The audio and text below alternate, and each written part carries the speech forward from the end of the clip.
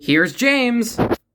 James is probably the most infamous engine in this line for a couple reasons. First off, he has no rivets. He is fully screwed in, making him a prime candidate to be customized, which is really useful because James's base can be used for a lot of other big engine customs since all the other big engines share his wheel arrangement. So, if you 3D printed another model, you can make whoever you want. You can make Murdoch if you really wanted to.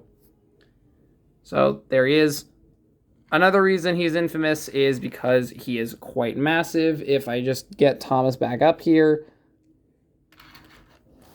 Yeah, James towers over Thomas. Which is accurate to the CGI series, but also mine seems to have a bit of a smudge on it. I saw a couple copies of this pack in the store, but I ended up just grabbing the first one I saw just because I thought it would be easier. I'm going to see if I can scrape that off. If not, oh well. Maybe if I find the single of James, I could get him and do something with this one. I would love to make Origins James, introducing James with this, because it will look so sick. One of the other reasons this James is so infamous is his wheels. They are gray. Early Thomas merchandise depicted James' gray wheels, but James has black wheels. I have an Adventures James, actually.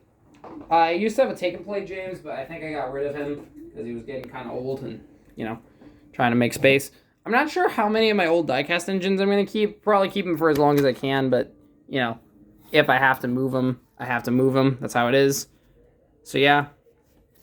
It's so weird seeing James with, the front wheel again, because it was just kind of molded in here. It kind of felt like an afterthought. Here's his original tender compared to his new tender. All right, the tender. All right, that's one of the other main infamousies with this James is this tender looks a little misshapen. All right. And that's because this is reused from the All Engines Go James, which I do not own, but I have seen, videos of it. It's very clear to me that this line didn't have as much of a budget as it possibly could have.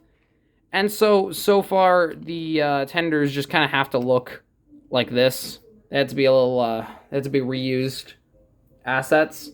I think I had to, split the budget. And I'm honestly, fine with them doing it for James because it's not that noticeable, but also I would like them to correct this. Maybe reuse the original push-along James tender. If I find an original push-along James at a lot or something, I probably would try to swap the tenders. Let me see if this is riveted in. No, it's screwed. So I could totally just take the top of another James tender and then fix this.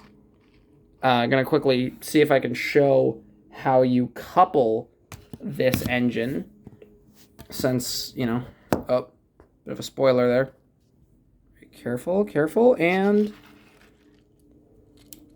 you just press down like so.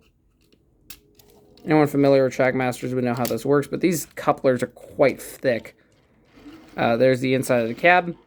James looking splendid with his glossy red coat. Really like the shine on these engines. There's it. But smudgery again.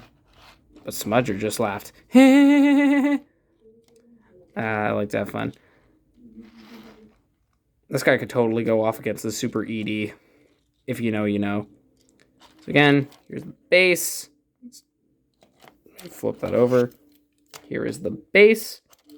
And we're nearly done with this pack, which is honestly kind of sad. I'm really enjoying this pack so far.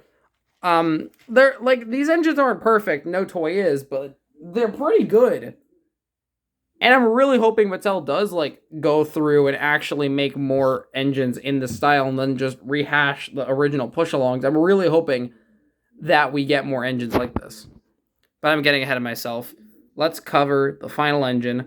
Probably the one I'm most excited for personally, since I've heard very little coverage about this one.